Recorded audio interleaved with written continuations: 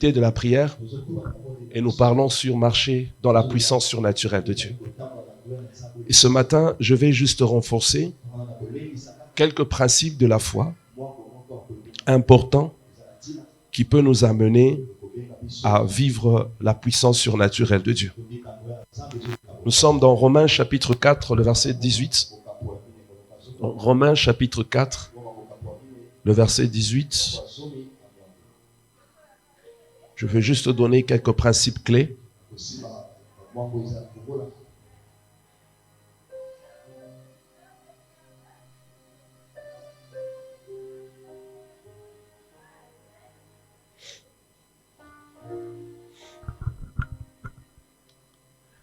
Dis à ton voisin, sois concentré, travaille dans la prière.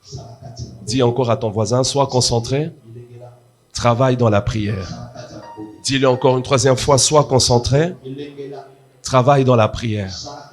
Dis-le encore une quatrième fois, sois concentré, travaille dans la prière. Alors une dernière fois, dis, Dieu t'attend en 2024 avec une nouvelle grâce, avec une nouvelle bénédiction. Dis-le encore, Dieu t'attend en 2024 avec une nouvelle grâce, avec une nouvelle bénédiction. Dis-lui encore, Dieu t'attend en 2024 avec une nouvelle grâce, avec une nouvelle bénédiction. Dis-lui, c'est ta saison, c'est ton temps. Dieu veut te bénir. Dieu veut restaurer ta vie. Dieu veut élever ta vie. Est-ce qu'on peut acclamer le Seigneur?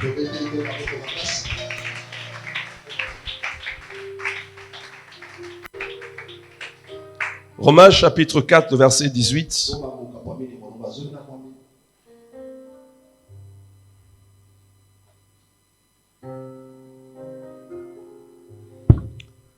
Nous allons lire la parole de Dieu. Espérant, contre toute espérance, il crut, en sorte qu'il devint père d'un grand nombre de nations. Selon ce qui lui avait été dit, telle sera ta postérité. Le verset 19. Et sans faiblir dans la foi, il ne considéra point que son corps était déjà usé, puisqu'il avait près de 100 ans, et que Sarah n'était plus en état d'avoir d'enfant. J'aimerais que vous puissiez souligner. Sans faiblir dans la foi, il ne considéra point que son corps était déjà usé. Puisqu'il avait près de 100 ans, il ne considéra point que son corps était déjà usé. On parle ici de l'histoire d'Abraham. La Bible dit, puisqu'il avait 100 ans, et que Sarah n'était plus en état d'avoir des enfants. Il ne douta point par incrédulité au sujet de la promesse de Dieu, mais il fut fortifié par la foi, donnant gloire à Dieu. Verset 21, en ayant la pleine conviction, j'aimerais que vous souligniez cela, en ayant la pleine conviction que ce qu'il promet, il peut aussi l'accomplir. En ayant la pleine conviction que ce qu'il promet, il peut aussi l'accomplir. C'est pourquoi cela lui fit imputer à justice. Quelqu'un dit amen, très bien. Je crois que c'est le jeudi, je vous ai dit, le déclenchement du surnaturel de Dieu dans ta vie, c'est qui permet à ce que le surnaturel de Dieu soit visible dans ta vie. Quand je parle du surnaturel, je vois des choses importantes que Dieu peut faire dans ta vie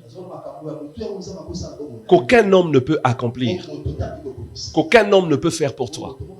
Je vois des choses importantes que le Seigneur peut réaliser dans ta vie, que ton propre Père qui t'a donné vie ne peut pas faire. Dans la vie, il y a des choses qu'un homme peut faire pour toi. Et il le fait et une solution arrive.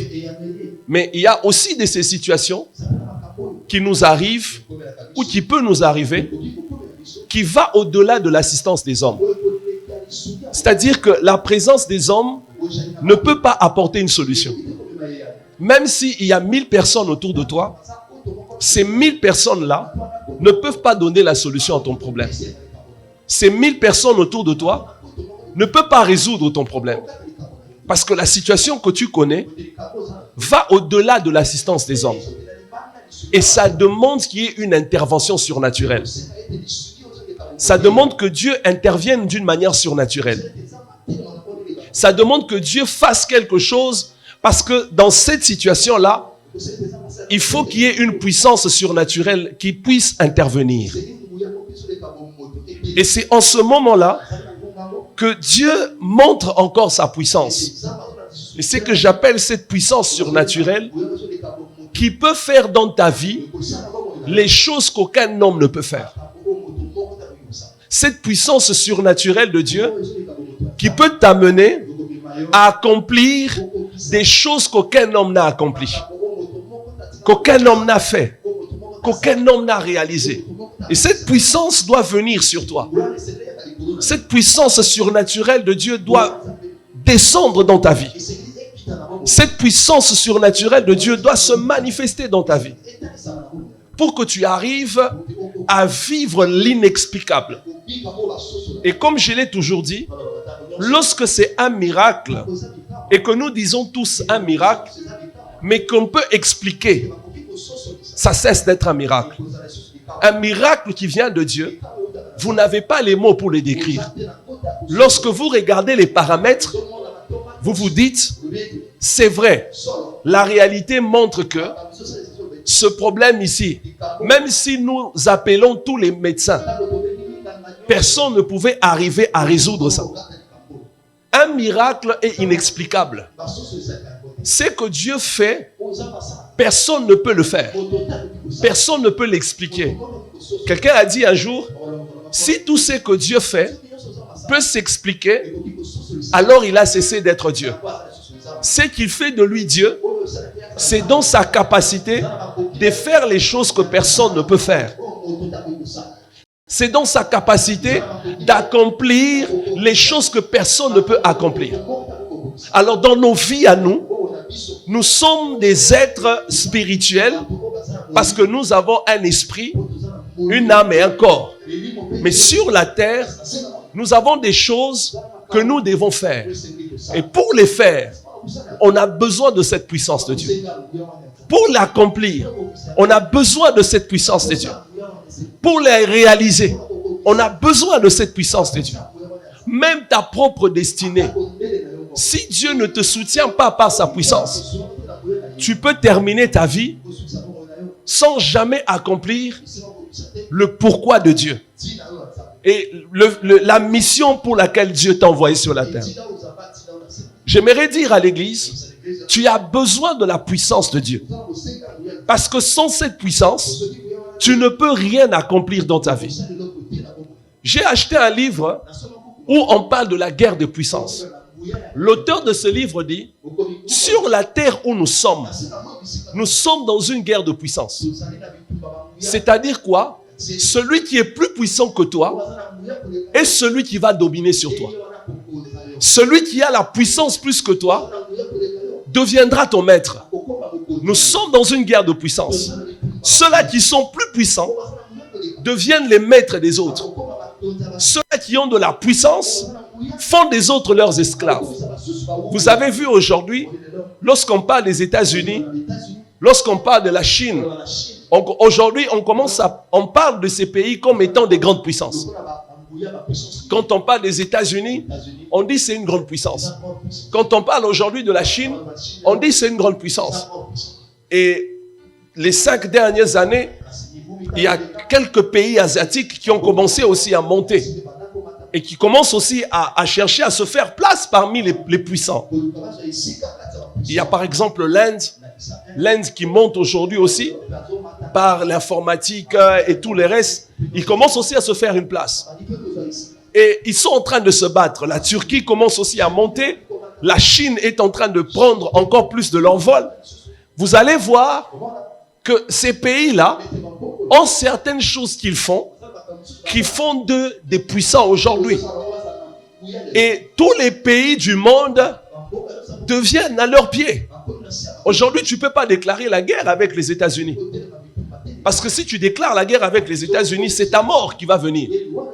La Russie aujourd'hui aussi, là, Parce que la Russie voulait aussi se faire une place.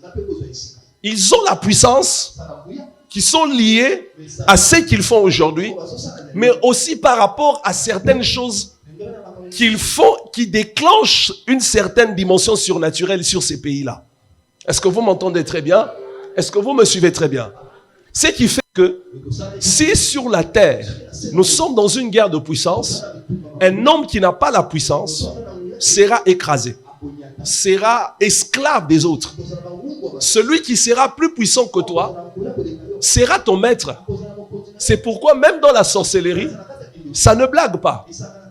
Un pasteur me disait, comment ça se fait? Un enfant qu'on vient d'enrôler dans la sorcellerie, elle a 3 ans, elle a 4 ans, mais 2 jours après, elle peut déjà bloquer sa famille spirituellement. Quand elle fait quelque chose, ça arrive. Quand elle décide de bloquer quelqu'un dans la maison, ça arrive. Mais c'est un petit enfant. Parce que dans le monde de ténèbres, Satan connaît la valeur de la puissance. Celui qui a la puissance est maître de tous.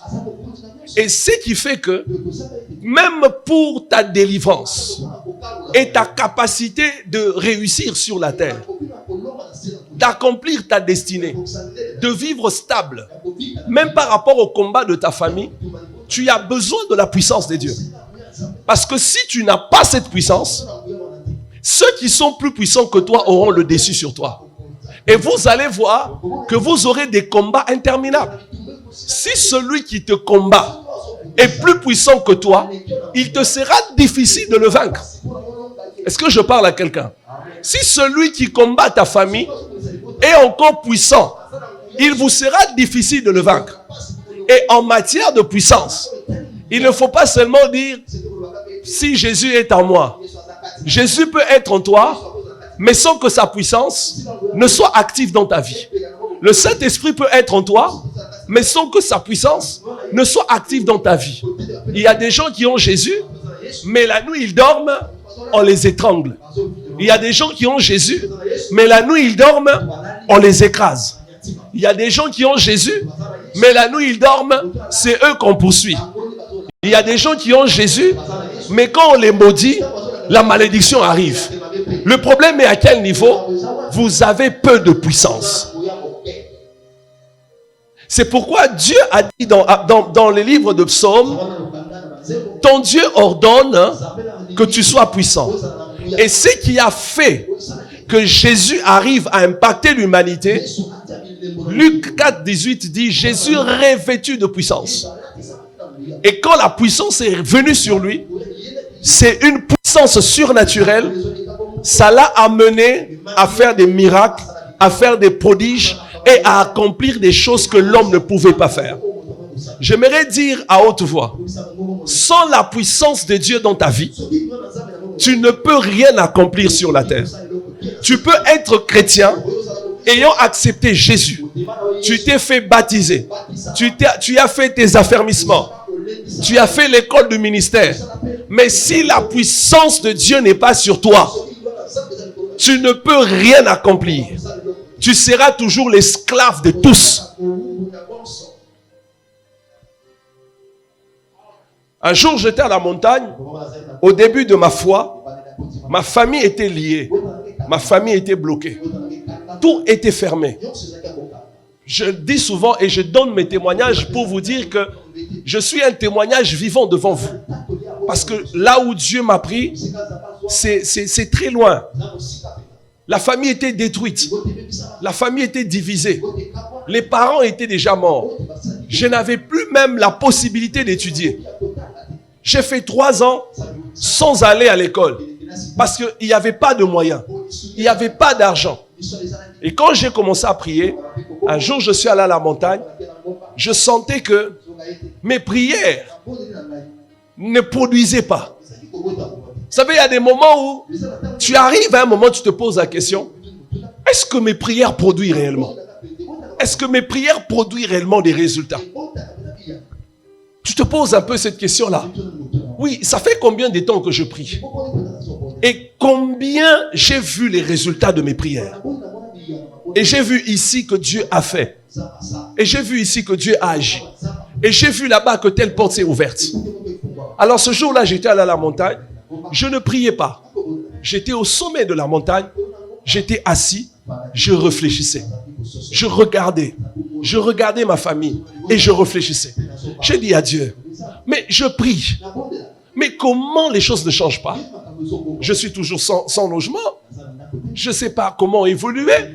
Mes études sont bloquées. Mes parents sont morts. On n'a pas d'appui. On n'a pas de connexion. Vous savez, il y a des niveaux de destruction où tu arrives à un niveau où tu ne sais même pas trouver quelqu'un qui peut même t'aider, même avec 100 francs. Donc quand tu manques, tu manques. Il n'y a même personne qui peut penser à toi.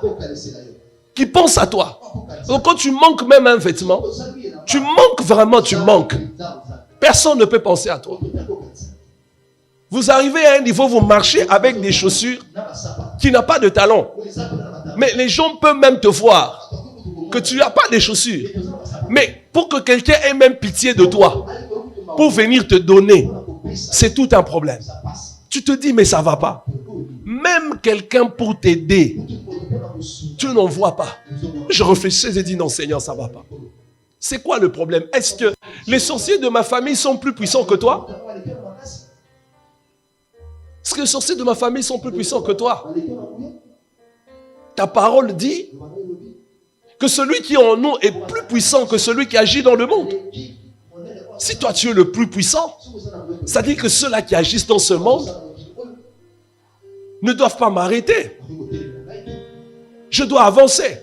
C'est vrai, je vois, il y a la destruction autour de moi. Je savais que cette destruction était liée à la sorcellerie. Je le savais. Je le savais. Et je devais découvrir la vérité. Alors pendant que j'étais là, je réfléchissais. C'est comme une pensée qui montait en moi. Et je ne peux pas dire que c'était une pensée, mais c'est le Saint-Esprit qui me parlait. Et j'ai compris que j'avais un problème. Et pendant qu'il me parlait, il m'a amené dans le livre de Daniel. Et c'était la première fois que Dieu m'a donné ce livre-là. Je crois que c'était en 2011. C'est la première fois qu'il m'a donné ce livre. J'ai pris ce livre et je commençais à lire. Je suis tombé là où c'était écrit. Daniel avait un esprit supérieur. Un esprit 10 fois supérieur que tous les magiciens et tous ceux qui étaient en train de régner à Babylone. Alors le Saint-Esprit m'a dit, dis-moi alors, quel est le secret du règne de Daniel et qui fait que Daniel a réussi à accomplir sa mission? Dans un milieu où il y avait autant de mauvaises personnes, dans un milieu où l'occultisme régnait, dans un milieu où Babylone c'était un mélange de la sorcellerie et de l'occultisme. Ce pays-là, je le compare parfois à Pointe-Noire. C'est un mélange, sorcellerie, occultisme. Mais comment Daniel a réussi à s'en sortir là-bas? Alors, le Saint-Esprit a commencé à me faire réfléchir. Je suis tombé sur la réponse. Papa fidèle, la réponse est où? Daniel avait un esprit supérieur. Et quand j'entre en profondeur, je commence à étudier cette parole, je me rends compte que l'esprit supérieur s'agissait de la puissance de Dieu qui était en lui. C'est-à-dire, Daniel était plus puissant que les occultistes, plus puissant que les sorciers. C'est pourquoi ils n'ont pas pu l'arrêter.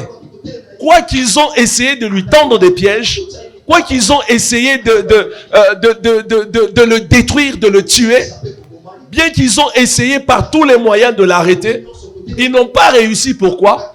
À cause de la puissance qui était sur lui. La puissance de Dieu qui était sur lui. Ça fait en sorte que personne n'a pu arrêter Daniel. Je veux et je déclare, tu dois être puissant. La puissance, c'est une autre dimension. C'est différent de la prière. Je veux en toucher plus profondément dans la semaine.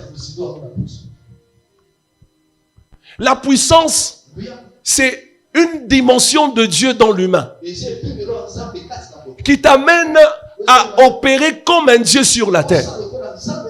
qui t'amène à vivre des choses inexplicables sur la terre. La puissance surnaturelle de Dieu, c'est Dieu qui vient et qui commence à se manifester au travers de toi. Et les choses que tu accomplis, les choses que tu réalises, dépassent l'entendement des hommes.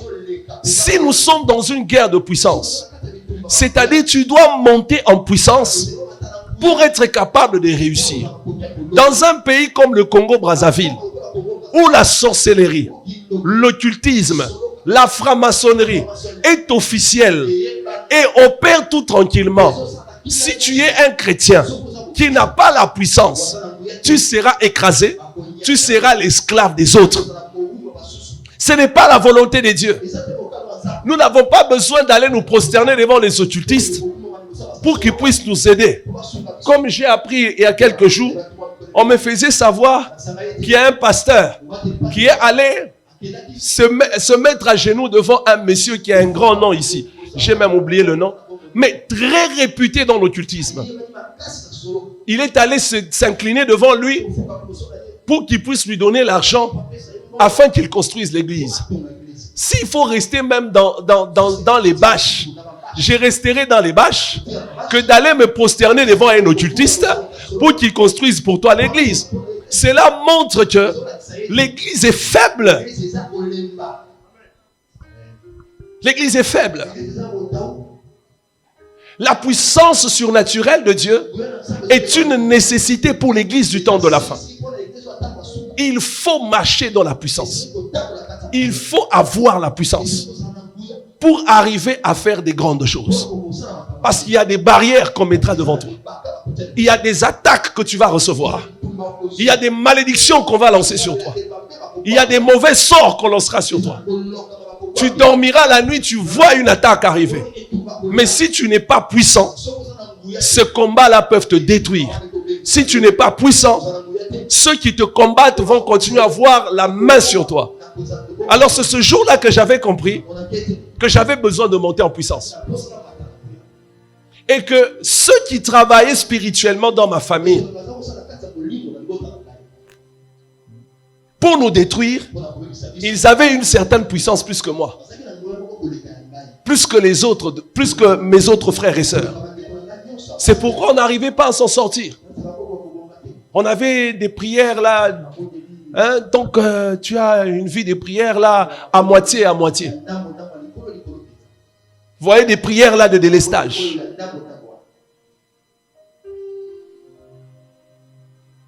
Des vies de prière là, la consécration au culte, participation aux prières à l'église, de délestage.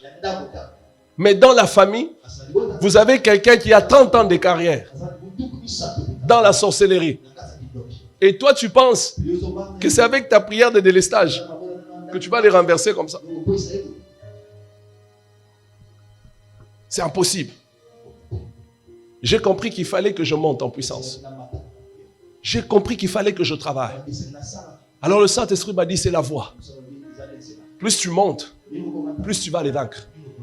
Et plus tu auras la capacité d'ouvrir les portes même là où c'était fermé. Et c'est là que le psaume 84 dit, lorsqu'ils traversent la vallée de Baca, ceux qui se confient en leur Dieu trouvent dans leur cœur des chemins tout tracés. Lorsqu'ils traversent la vallée de Baca, ils la transforment. La Bible ne dit pas que c'est Dieu qui transforme. La vallée de Baca, c'est le désert. C'est le temps de preuve.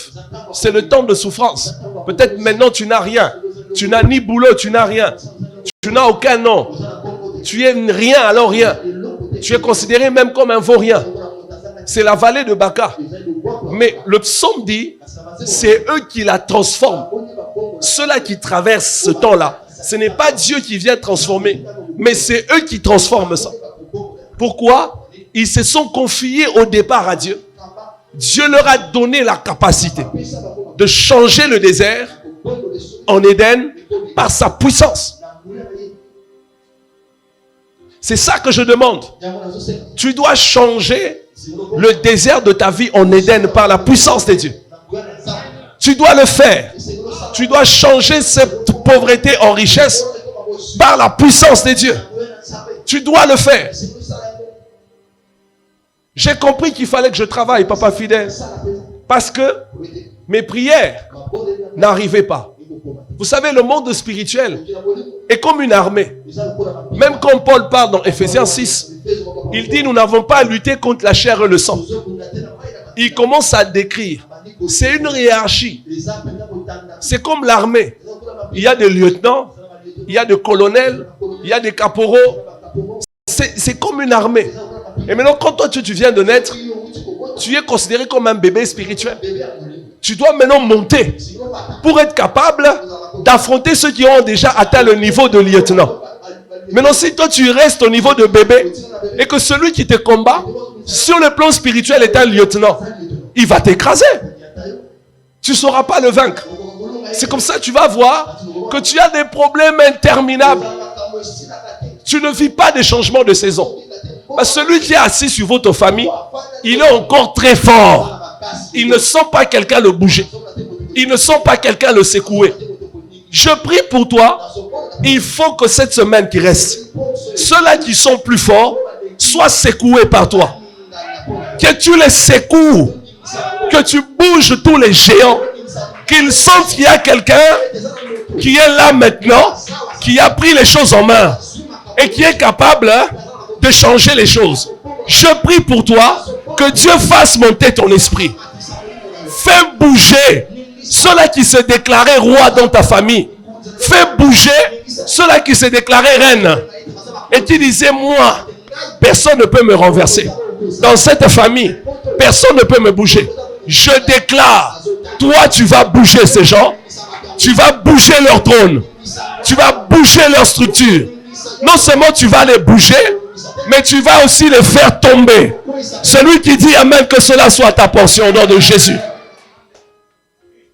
Il faut que quelqu'un bouge. Tant que David ne vient pas, Goliath est en paix. Tant que David ne vient pas, Goliath continue à vous insulter. Tant que David ne vient pas, Goliath continue à vous mépriser. Tant que David ne vient pas, Goliath continue à vous contrôler. David a reçu la puissance. L'onction était sur lui.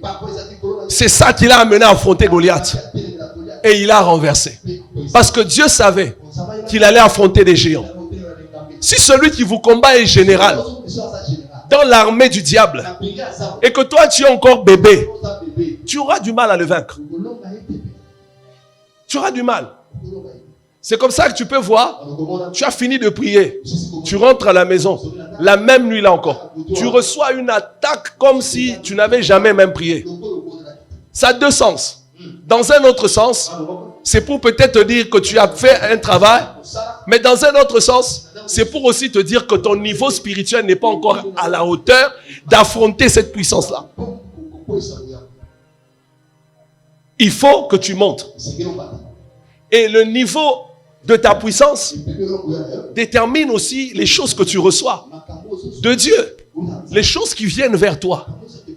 Il faut avoir la puissance. Qui fait que même quand tu parles, tu vois ce que tu as dit arriver. Il faut avoir la puissance de Dieu sur toi. Qu'est-ce qui fait qu'un sorcier parle et ce qu'il dit arrive? C'est la puissance que le diable les donne. J'ai commencé à travailler. Alors j'avais dit à Dieu, Seigneur, montre-moi comment je veux faire pour que je puisse monter dans l'état dans lequel j'étais afin que les choses puissent changer. C'est ce que je suis en train de vous enseigner ici. La première des choses, Dieu m'a dit, tu dois d'abord apprendre à me connaître. Parce que plus tu connais quelque chose sur ma personne, plus ma puissance se déverse en toi. Chaque portion de connaissance que tu reçois de Dieu, c'est une dimension de puissance qui vient sur toi. Mon peuple est détruit parce qu'il leur manque la connaissance. Tu dois apprendre chaque jour à me connaître. J'ai dit maintenant, comment je veux le faire? Dieu m'a dit, ça se passe au travers la révélation. C'est ça que je vous ai donné au début. La révélation. Dieu, on le connaît au travers la révélation. Jean a vu Jésus au travers la révélation. La révélation C'est la fermeture de tes yeux physiques et l'ouverture de tes yeux spirituels. Ta capacité de percevoir Dieu dans sa dimension surnaturelle. Par là, il faut aller dans la révélation. Dieu est le Dieu des magiciens, le Dieu des sorciers, le Dieu de tout le monde. Il fait sortir le soleil sur les méchants, tout comme sur les justes. Quand la pluie tombe, la pluie ne tombe pas seulement sur les maisons des chrétiens. La pluie tombe aussi sur les maisons des païens. Quand un païen fait un chant, le chrétien fait un chant. Quand la pluie va tomber, ça va tomber sur le chant du chrétien et aussi sur le chant du païen. Mais la dimension de la paternité ne concerne pas tout le monde. Dieu devient le Père de ceux qui ont accepté Jésus. C'est pourquoi on le connaît au travers de la révélation. Et j'ai défini la révélation comme étant la fermeture de tes yeux physiques et l'ouverture de tes yeux spirituels. Quand tes yeux spirituels s'ouvrent, tu commences à contempler Dieu dans une autre dimension que les autres ne les voient pas. C'est pourquoi je vous ai dit, qu'est-ce que tu connais de Dieu? La preuve qu'une personne a déjà reçu la révélation de Dieu, vous allez le voir par sa manière de définir son Dieu, de parler de son Dieu. Il ne parle pas de son Dieu comme tout le monde. Lorsqu'il commence à parler de son Dieu, vous sentez qu'il y a une histoire qui les a déjà unis quelque part. Quelque chose s'était passé entre eux. Tu dois apprendre à me connaître. Plus tu connais quelque chose sur ma personne, plus c'est une dimension de ma puissance qui vient sur toi. La connaissance de Dieu relâche sa puissance sur nous. Plus tu le connais, plus tu as la capacité de vaincre sur la terre, plus tu as la capacité de réussir sur la terre. Dieu a dit son peuple est détruit, pas parce qu'il manque le temps de prier. Il a dit parce que mon peuple manque la connaissance. Et j'ai donné 3 formes dans la semaine par lesquelles nous pouvons entrer dans une connaissance profonde de Dieu et le connaître davantage. 3 formes de révélation. Nous avons vu avec vous que Dieu se révèle au travers nous. Dieu se révèle à nous au travers la création. N'est-ce pas? Au travers la création. Romains, chapitre 1er, le verset 19, la Bible dit, pour eux c'était inexcusable. Parce que tout ce que Dieu a fait pour eux. Et l'apôtre Paul dit, les perfections invisibles, la puissance de Dieu, sa grandeur infinie, se fait voir comme à l'œil nu lorsqu'on y réfléchit, lorsqu'on on y prend garde.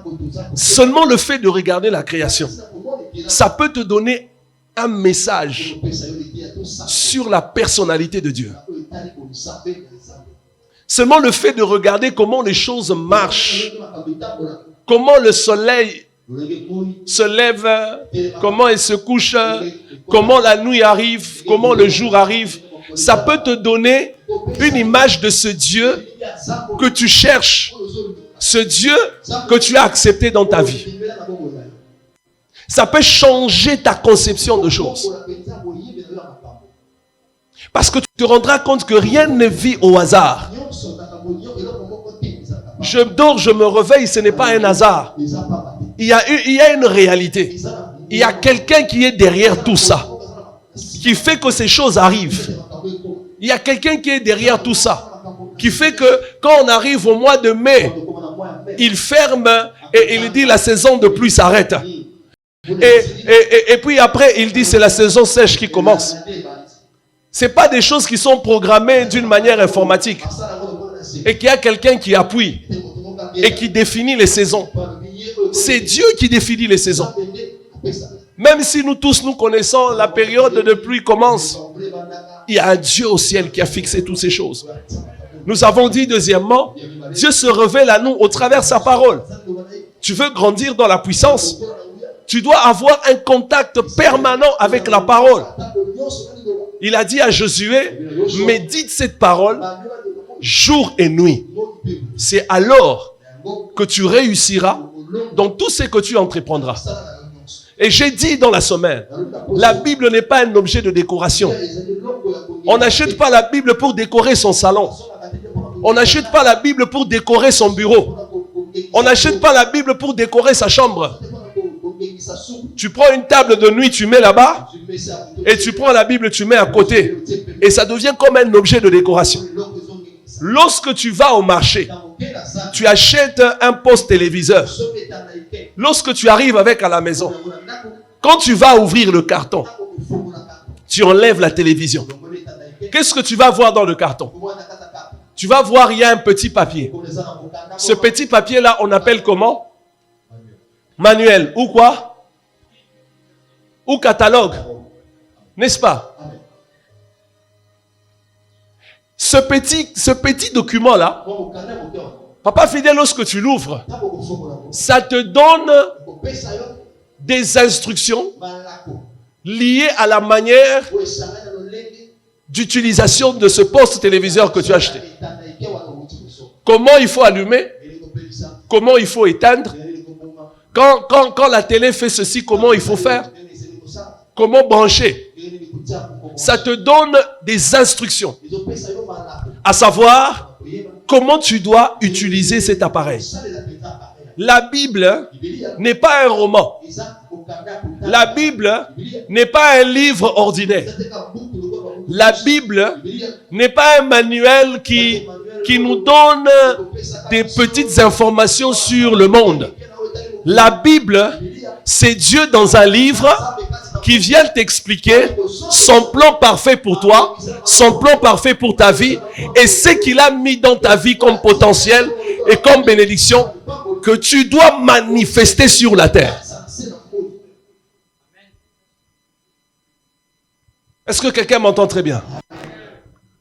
L'une des choses qui a aussi retardé l'Afrique dans la manifestation de la puissance de Dieu et dans le sous-développement de certaines nations,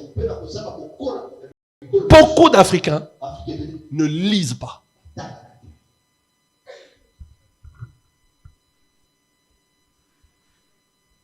Ce monsieur-là qui avait dit, quand tu veux cacher quelque chose à un noir, mets ça dans un livre. C'était une insulte. C'est une insulte. Parce que pour lui, l'Africain n'aime pas lire. Lui, il est allé plus loin. Il a même dit un noir. C'est vraiment une insulte. Un monsieur blanc, avant de voyager, il a pris l'argent, une grande somme d'argent. Il a mis ça dans un livre. Et puis, il a laissé dans la maison. Il a dit à son travailleur, je t'ai laissé l'argent à la maison. Ça va t'aider à couvrir tous tes besoins. Il est parti. Son travailleur est resté. Il a cherché partout. Sauf ouvrir le livre là qui était juste sur la table là. Il a même déplacé le livre. Il a cherché partout, il n'a pas trouvé. Il est resté en train d'attendre jusqu'à ce que son chef est revenu. Et quand le chef revient, il le trouve dans un état complètement, vraiment détruit. Mais il dit, mais comment tu es dans cet état? Il dit, mais tu as dit que tu m'avais laissé l'argent. Mais voilà que tu es parti, je n'ai pas trouvé cet argent.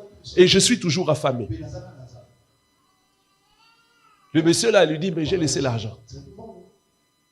Et il s'est rendu compte que il avait cherché partout, sauf aller ouvrir le livre.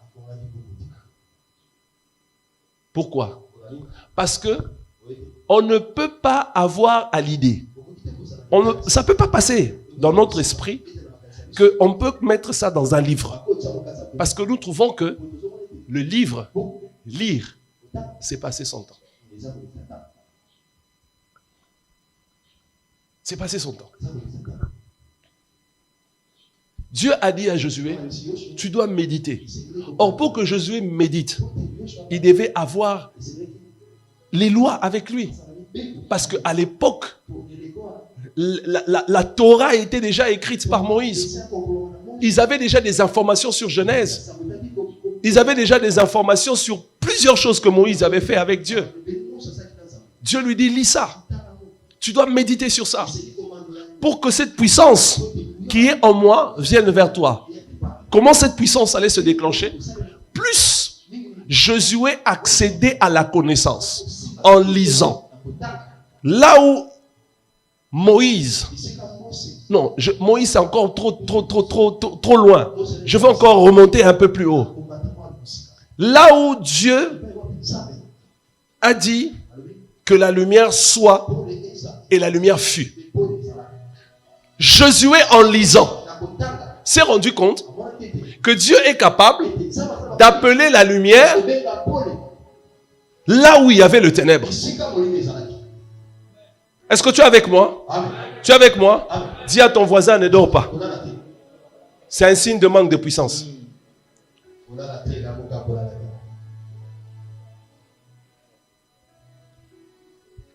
Le fait d'accéder à cette connaissance et de savoir que Dieu était capable d'appeler la lumière là où il y avait le ténèbre, cela lui a donné une certaine foi. Que si ce Dieu-là m'a envoyé pour que je fasse entrer les enfants d'Israël à Canaan, c'est qu'il peut faire avec moi des choses extraordinaires. Est-ce que vous me comprenez très bien?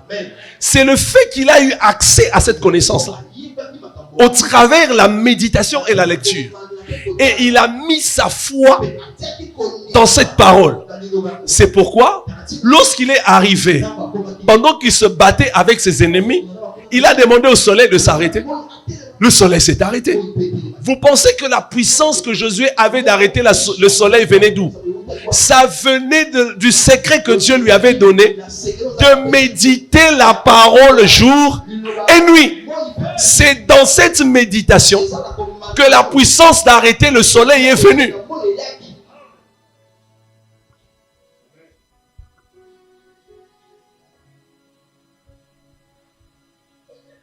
Nous devons travailler sur cet aspect des choses. C'est vrai, nous sommes devenus de plus en plus occupés. Mais nous n'avons plus le temps de lire. La lecture de la parole de Dieu, la méditation de la parole de Dieu est très importante. C'est très important. Il y a des gens qui ouvrent la Bible que lorsqu'ils viennent à l'église.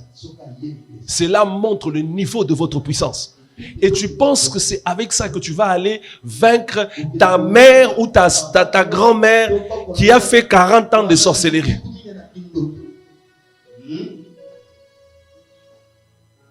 Tu vas la chasser aujourd'hui. Demain, elle sera là. Même si tu ne sais pas lire le français. Aujourd'hui, la Bible est traduite dans toutes les langues. Il y a la Bible en lingala. Ça se vend ici. Déclare-le, je prends l'engagement de la méditer et de la lire quotidiennement. Au nom de Jésus. Dis encore, je prends l'engagement de lire et de méditer la parole de Dieu quotidiennement. Vous savez, il y a des gens, c'est quand il ouvre la Bible qu'il a sommeil. Qui ça lui est jamais arrivé ici? Qui lève la main, je veux voir. Qui souvent ça lui arrive? Quand c'est bon, tu dis, bon, je vais lire un peu la Bible, c'est quand tu as sommeil, lève ta main. Tu commences à somnoler.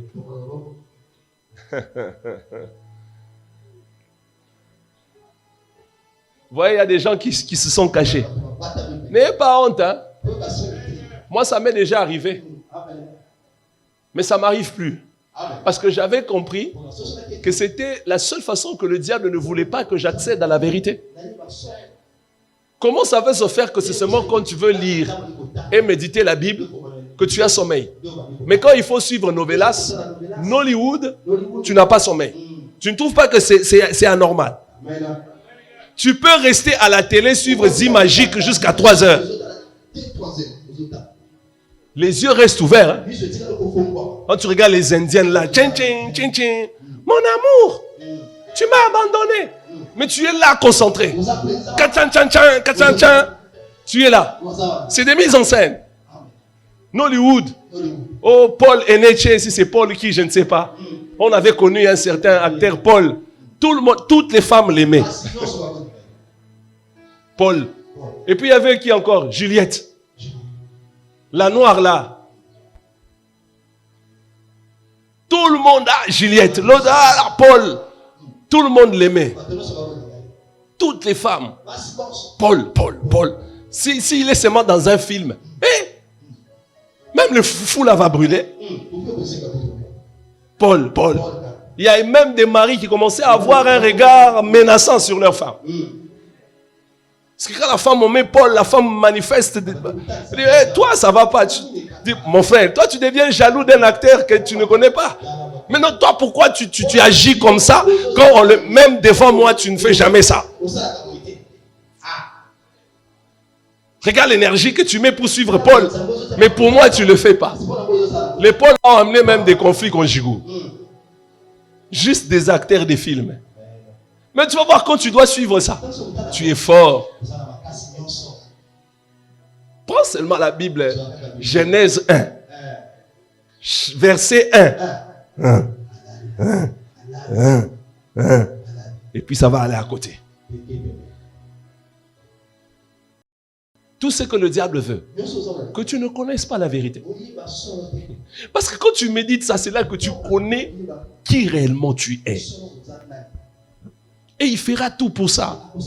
De façon que tu peux avoir le temps pour tout. Sauf pour méditer la parole.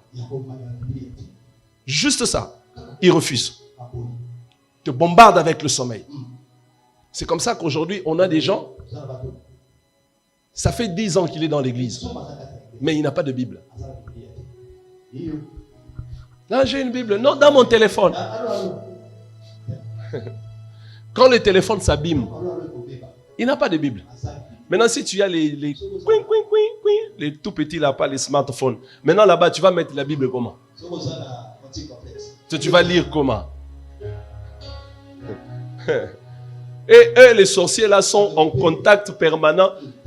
Ils lisent. Hein.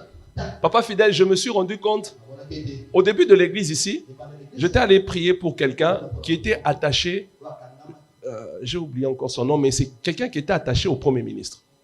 Il était ici à Pointe-Noire, ici. Il était malade. J'étais allé prier pour lui.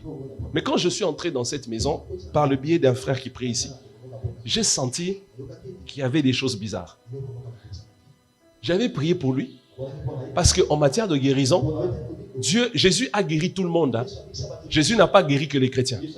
Il a guéri aussi les païens pour démontrer sa puissance aux païens. J'ai prié pour lui. Mais une chose qui m'avait frappé, son salon, c'était vraiment joli. Hein. Mais la table et une partie de la salle à manger étaient remplies des livres. J'ai dit, waouh, c'est pas croyable. La table du salon là, des livres dessus. Une partie de la table de la salle à manger, des livres. J'ai dit, c'est pas croyable. Et ce sont ces gens-là qu'on donne des postes. Dieu est parfois juste même avec les démons. Si lui il lit, il paye les prix et il accède à certaines informations. Toi avec chakalaba, ce n'est pas ça qui va t'amener à diriger le pays. Ce n'est pas les chakalaba qui dirigent le pays. C'est la sagesse. C'est l'intelligence. Si tu n'as pas ça, mais tu vas diriger comment? Comment Dieu va te donner? Même si on t'avait prophétisé que tu deviendras Premier ministre. Mais si tu n'as pas la sagesse et l'intelligence et la connaissance, c'est impossible. Qui veut monter dans la puissance ici? Méditons la parole. 2024, médite la parole. Janvier, février jusqu'en décembre, médite cette parole. Elle cache en elle la puissance de Dieu. Et plus tu as accès à ces informations, chaque portion de la connaissance de Dieu que tu reçois, c'est une puissance qui vient en toi. Et je déclare au nom de Jésus, ce qui faisait qu'au moment où tu veux ouvrir ta Bible, c'est en ce moment-là que tu as sommeil, que cet esprit-là lâche ta vie, libère ton esprit au nom de Jésus.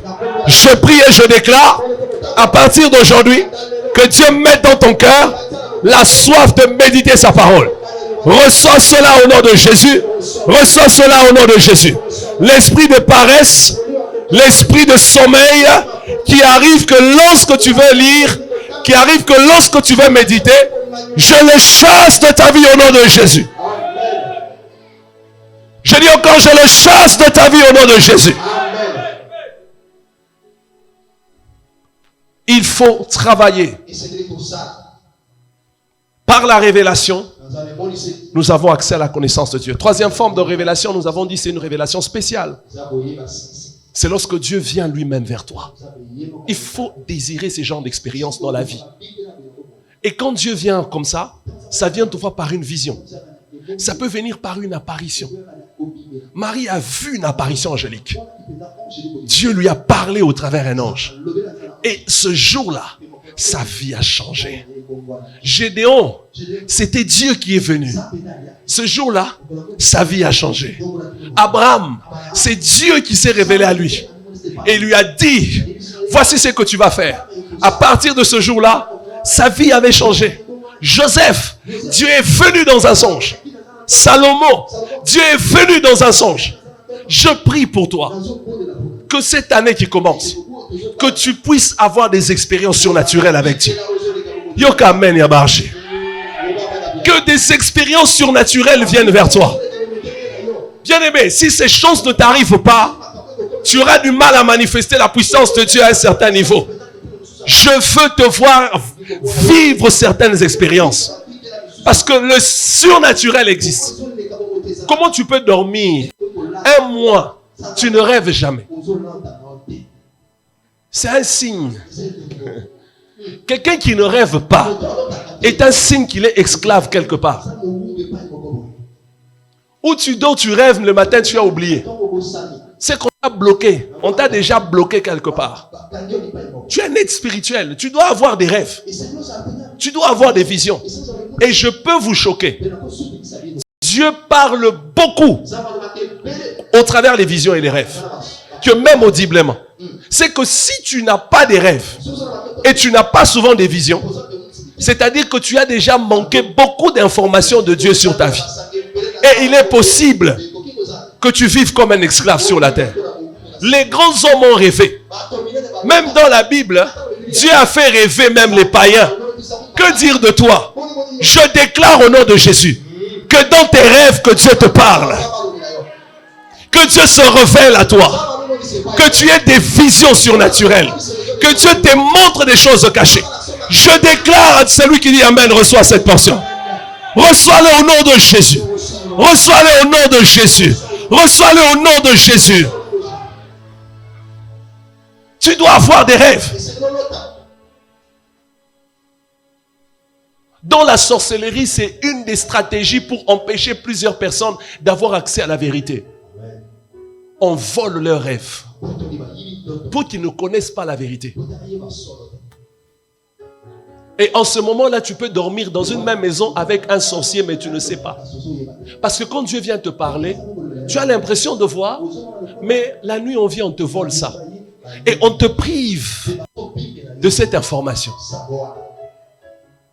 Il y a une chose, même si ton corps est malade et que tu ne peux pas bouger ta main, mais les visions et les rêves, tu dois les avoir. Quelqu'un dit Amen, très bien.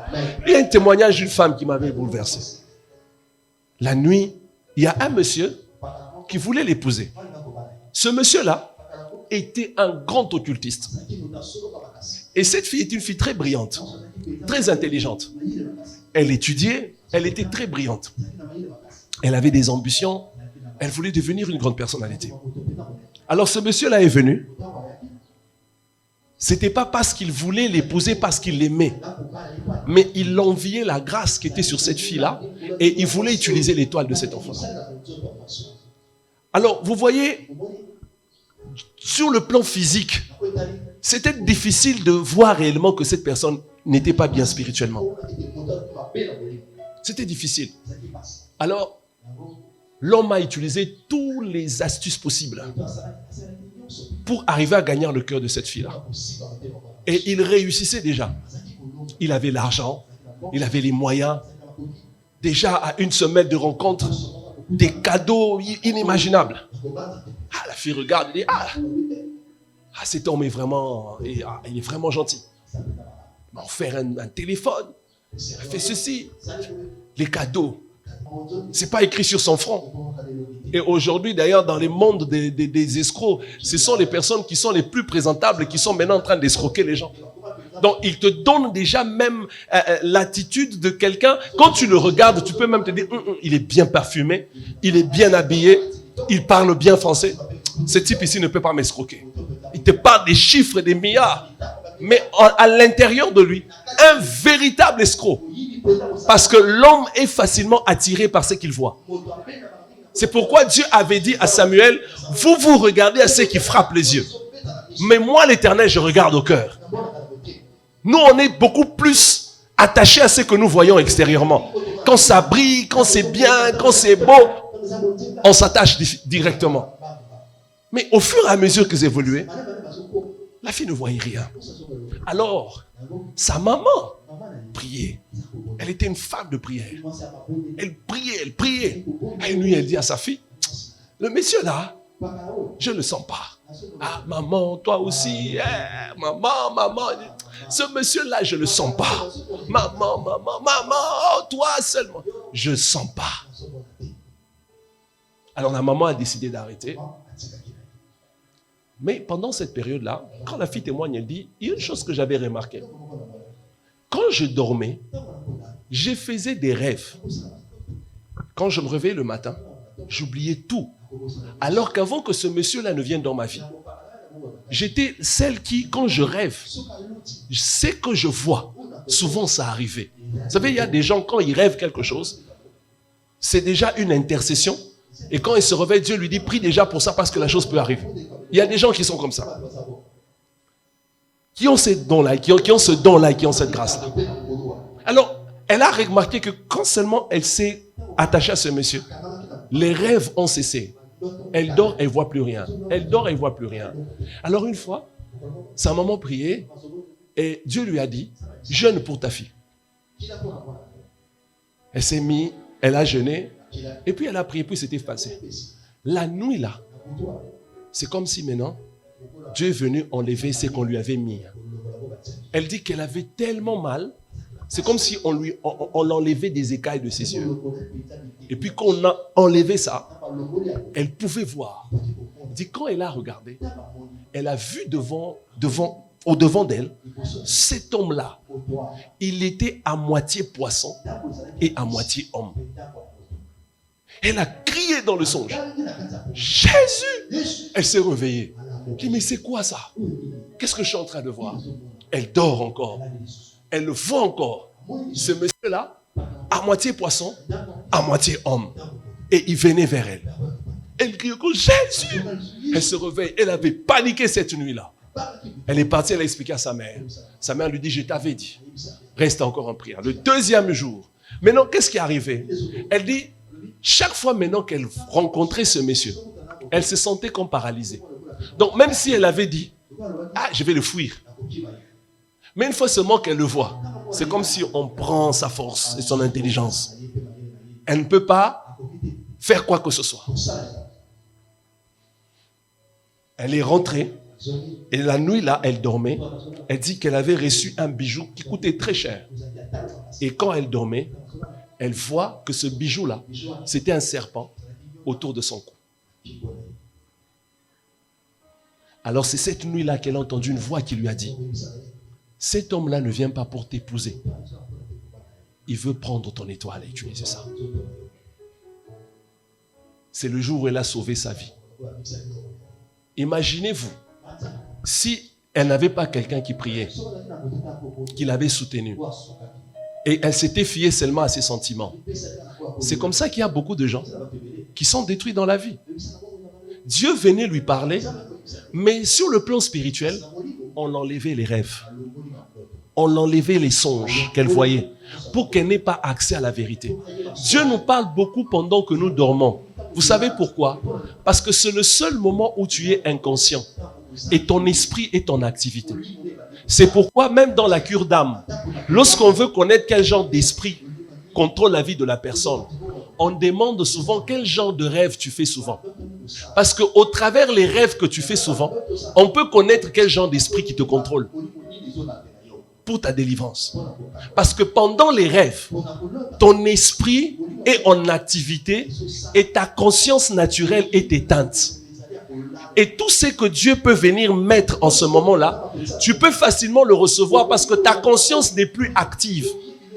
C'est pourquoi sur le plan scientifique, on définit le sommeil comme étant la moitié de la mort. Parce que tu ne sais pas où tu es. Tu ne sais pas où tu dors. Tu n'es plus consciente. Tu es à moitié morte. Quelqu'un me comprend très bien? C'est pourquoi je prie pour toi que Dieu restaure tes rêves. Parce que Dieu te parle beaucoup au travers les rêves. Et voilà que tu ne t'en souviens plus. Voilà que tu n'en rêves plus. Je suis en train de déclarer avant de terminer ce culte que Dieu restaure tes rêves au nom de Jésus. Celui qui dit Amen, reçois-le maintenant. Je prie en cette année qui arrive, comme Dieu avait parlé à Salomon au travers d'une vision, que tes visions soient des visions surnaturelles.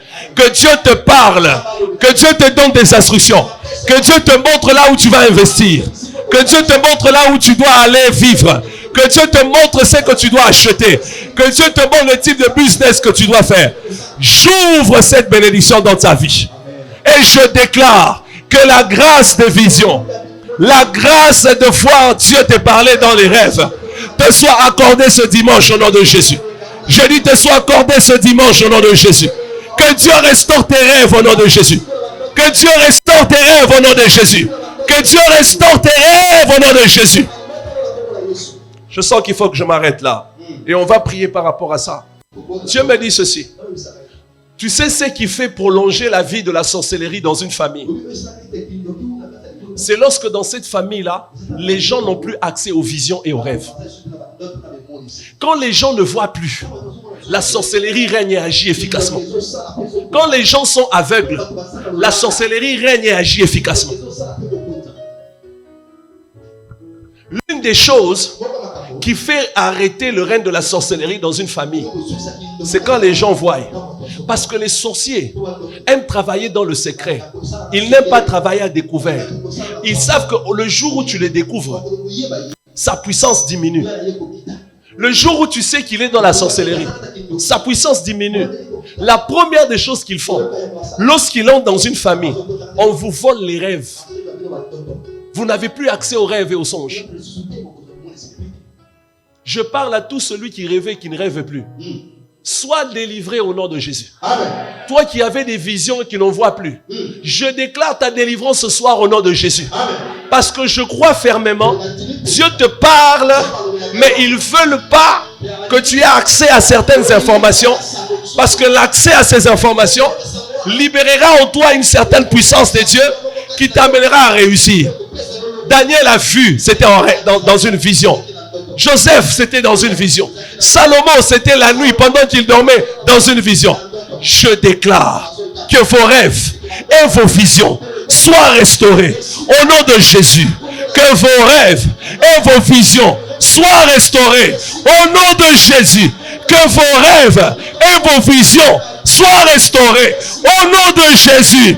Que vos rêves et vos visions soient restaurés au nom de Jésus. Je te prophétise, avant le 31 décembre, tes yeux vont voir ce qui se passe réellement dans ta famille. Celui qui vous combat, celui qui vous détruit.